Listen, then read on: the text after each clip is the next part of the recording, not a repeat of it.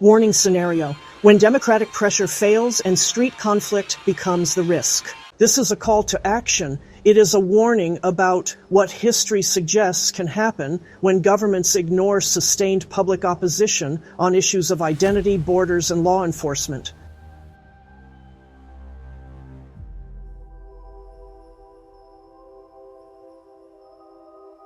Across parts of Europe, a growing number of citizens believe they no longer have meaningful influence over immigration policy, cultural integration, or public safety. Elections have often changed leadership without producing policy reversal. Court rulings and international agreements are frequently cited to justify inaction. Over time, this creates a perception that democratic mechanisms still exist in form, but no longer function in substance on the issues voters care about most. The warning scenario begins when large segments of the population conclude that peaceful political participation cannot correct course. This belief does not need to be accurate to be dangerous. Once enough people accept the idea that nothing changes no matter how we vote, trust in institutions erodes.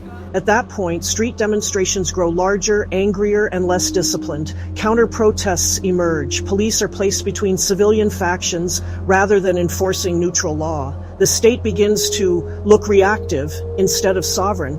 At the same time, governments often respond inconsistently. Some protests are tolerated, others suppressed. This uneven enforcement reinforces the belief that the system is biased or selective. When laws appear optional or politically applied, social cohesion weakens further. Ordinary citizens stop seeing the state as an impartial referee and begin seeing it as either absent or adversarial. Another accelerant is demographic and cultural anxiety layered onto economic stress. Housing shortages, strained welfare systems, and declining public services are often blamed, rightly or wrongly, on immigration policy. When leaders dismiss these concerns as illegitimate or morally suspect, rather than addressing them directly, resentment deepens. People feel unheard, then disrespected, then cornered. History shows that once political conflict moves from institutions to the street, outcomes rarely favor the public. Street conflict invites emergency powers, expanded surveillance,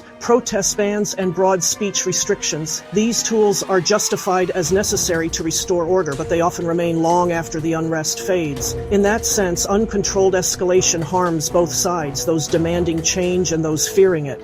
The most dangerous phase of this scenario is normalization, when clashes, riots, or politically motivated violence become expected rather than shocking. The threshold for escalation drops. Each side justifies its actions as defensive. Moderates withdraw. Extremes dominate the narrative. At that point, restoring trust becomes exponentially harder. The warning is that people will rise up. Systems that fail to absorb pressure peacefully tend to rupture. Governments that rely on moral dismissal, legal deflection, or delay rather than policy clarity risk creating the very instability they claim to oppose. The alternative path is not silence or surrender, but responsiveness. Clear immigration limits, consistent law enforcement, transparent integration standards, and genuine electoral accountability reduce pressure before it spills into the streets. States that reassert sovereignty through lawful means tend to diffuse unrest rather than provoke it. In short, when citizens believe peaceful change is impossible, instability becomes more likely,